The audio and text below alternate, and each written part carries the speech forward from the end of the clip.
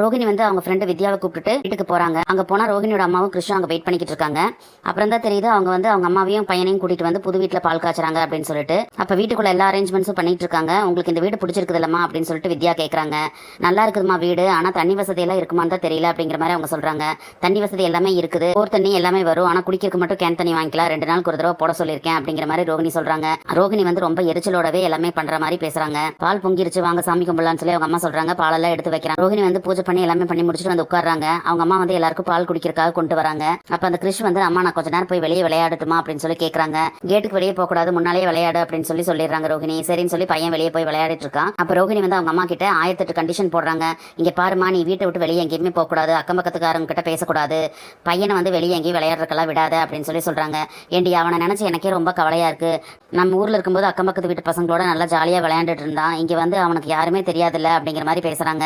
அவன் சந்தோஷமா தானே இருக்கான், உனக்கு என்ன இப்ப பிரச்சனை அப்படின்னு சொல்லி ரோகிணி கேட்கறாங்க.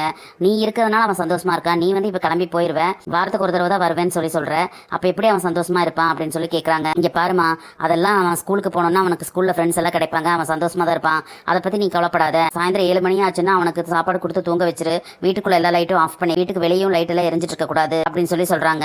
ரோகிணி சொன்னதெல்லாம் கேட்டுட்டு சரி சரி அப்படின்னு சொல்லிட்டு கிச்சனுக்குள்ள போறாங்க அவங்க அம்மா. நான் இன்னும் முடிக்கல அப்படின்னு சொல்லிட்டு ரோகிணி சொல்றாங்க. இப்ப என்னடி சொல்ல வர அப்படின்னு சொல்லிட்டு கையில இருந்த பிளேட்டை வந்து கோவமா கீழே போடுறாங்க ரோகிணியோட அம்மா. இங்க பாரு, நான் சொல்றதை கேட்டுக்க, நம்ம இங்கே தான் இருக்கோம் அப்படின்னு சொல்லிட்டு இந்த அட்ரஸ் யாருக்கு கொடுக்காத, நம்ம சொந்தக்காரங்க யாரும் இங்கே வரவே கூடாது அப்படின்னு சொல்றாங்க ரோகிணி. அதை கேட்டோன்னா உங்க சித்திக்கு கூட சொல்லாம எப்படிடி அப்படின்னு சொல்லிட்டு ரோகிணியோட அம்மா கேட்கறாங்க. அதெல்லாம் நான் பாத்துக்கிறேன், நீ யாருக்கிட்டையும் சொல்லாத அப்படின்னு சொல்றாங்க. ஏண்டி இது என்ன வீடா ஜெயிலா, நாங்க பேசாம இதுக்கு ஜெயிலே இருந்துடலாம் போல இருக்குது அப்படின்னு சொல்லிட்டு ரோகிணியோட அம்மா சொல்றாங்க. இங்க பாருமா, நான் சொல்றதை புரிஞ்சுக்கோ, நம்ம இங்கே தான் இருக்கோங்கிற விஷயம் வந்து இந்த முத்துக்கும் எனக்கு தெரியவே கூடாது, இந்த வீட்டுக்குள்ள லைட் எறிகிறது கூட வந்து எனக்கு பிரச்சனையா தான் தெரியுது, தேவையில்லாம எந்த இதுவும் பண்ணாத அப்படின்னு சொல்றாங்க. ஏண்டி நான் காய்கறி வாங்குறதுக்கு அதுக்கு கூட வெளியே போக வேண்டாமா அப்படின்னு சொல்லி அவங்க அம்மா கேட்கறாங்க.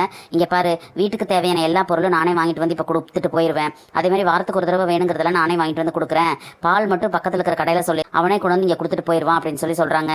இதுக்கு மேல நான் சொன்னது மீறி நீ உன் இஷ்டத்துக்கு எதுவும் பண்ணிக்கிட்டு இருக்காத அப்படின்னு சொல்லிட்டு அவங்க அம்மா ரொம்ப திட்டுற மாதிரி பேசுறாங்க.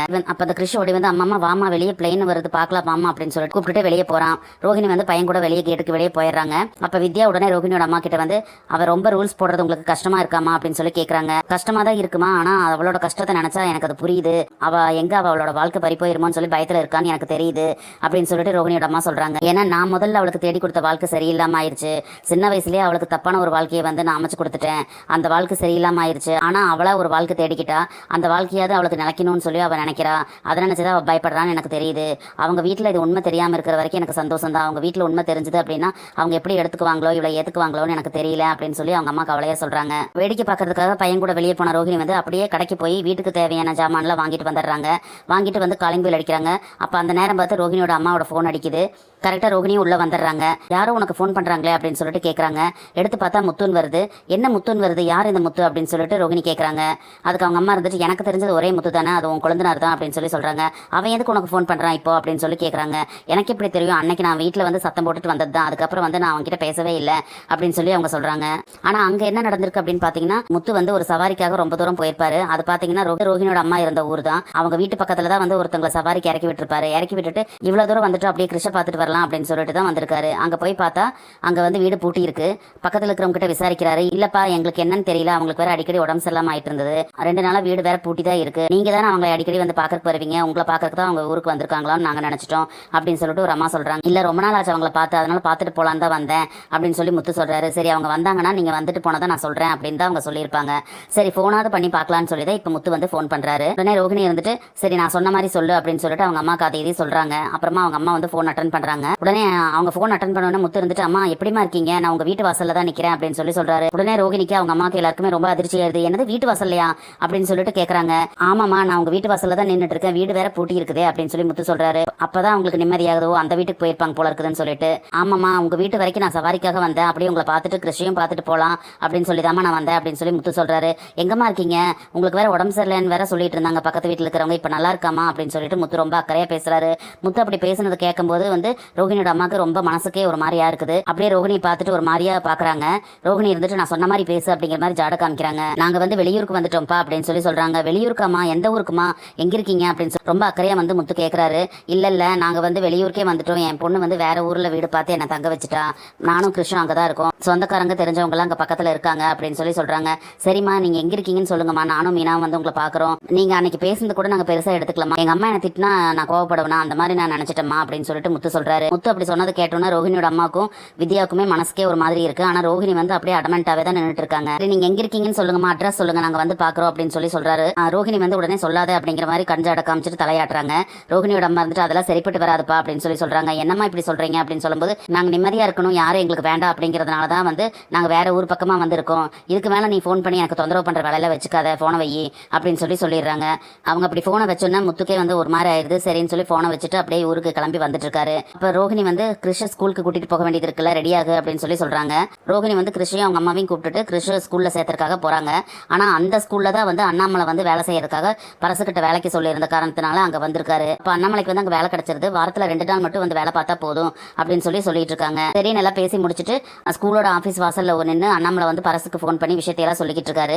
அந்த நேரத்துல தான் வந்து ரோஹிணி அவங்க அம்மாவையும் கிருஷ்ணையும் கூட்டிட்டு ஆட்டோ விட்டு இறங்குறாங்க.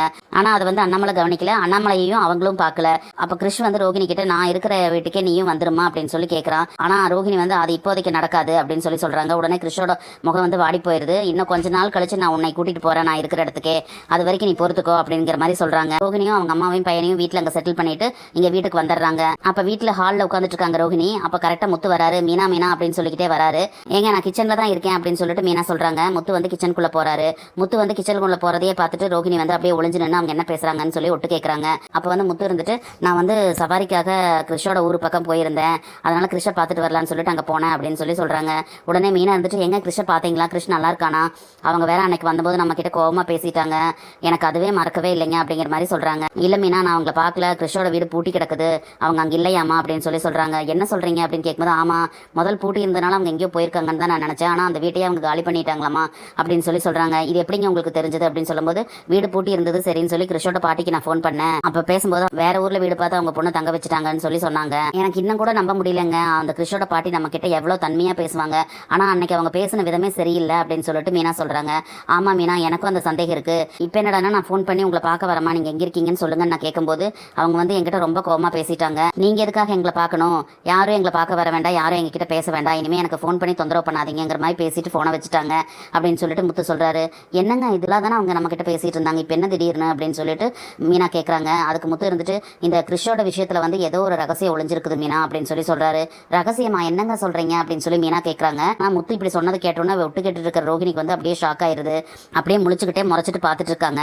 அப்ப முத்து சொல்றாரு இல்ல மீனா, நேரடியா கிருஷ்ணோட விஷயத்துக்கும் நமக்கு சம்மந்தம் இல்லை, ஆனா கிருஷ் கூடயோ அவங்க பாட்டி கூடயோ நம்ம பேசுறது யாரோ ஒருத்தவங்களுக்கு பிடிக்கல, கிருஷ்ணையோ அவங்க பாட்டியவோ நம்ம பாக்குறது வந்து வேற யாருக்கும் பிடிக்கல, அதனாலதான் வந்து நம்ம அவங்கள பார்க்க கூடாது அப்படிங்கறதுக்காக தான் வந்து யாரோ இந்த மாதிரி வேலையெல்லாம் பாக்குறாங்க அப்படின்னு சொல்லிட்டு சந்தேகமா முத்து சொல்றாரு. இது எல்லாம் கேட்டுட்டு இருக்கிற ரோஹிணிக்கு வந்து பயங்கர அதிர்ச்சி ஆயிருது. இன்னைக்குதான் வந்து வீடு மாத்தி அவங்களை குடி வச்சோம், இன்னைக்கே வந்து இந்த முத்துனால நமக்கு பிரச்சனை வருது அப்படின்னு சொல்லி யோசிச்சுக்கிட்டே வந்து நிக்கிறாங்க. இனி என்னெல்லாம் நடக்க போகுதுன்னு சொல்லி நம்ம பொறுத்து வந்து பார்க்கலாம் ஃப்ரெண்ட்ஸ். நம்ம வீடியோ பிடிச்சிருந்தா லைக் பண்ணி சப்ஸ்கிரைப் பண்ணுங்க. தேங்க்யூ.